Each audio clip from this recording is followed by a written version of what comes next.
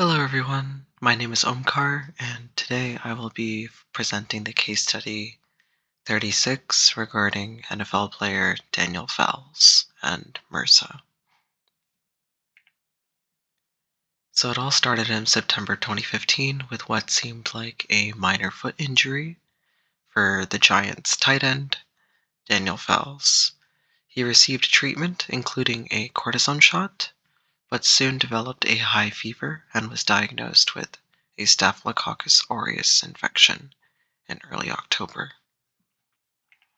This quickly escalated when the infection was identified as MRSA, or Methicillin-Resistant Staphylococcus aureus.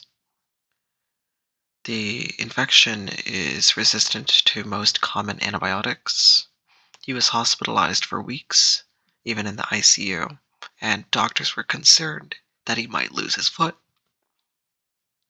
Treatment was intense, involving at least 10 surgeries to remove infected tissue, and this process is called debridement, as well as the utilization of strong targeted antibiotics to the necessary locations. Thankfully, they saved his foot, but the ordeal was so severe that he ultimately had to retire from football about a year later. And this really highlights the potentially devastating consequences of Staph aureus infections, especially when they're antibiotic resistant.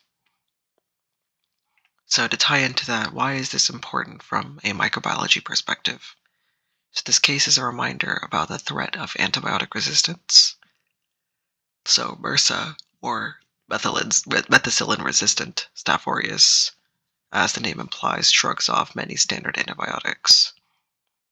Staph aureus itself can be very aggressive, causing severe tissue damage, and bone infections like Fowles likely had.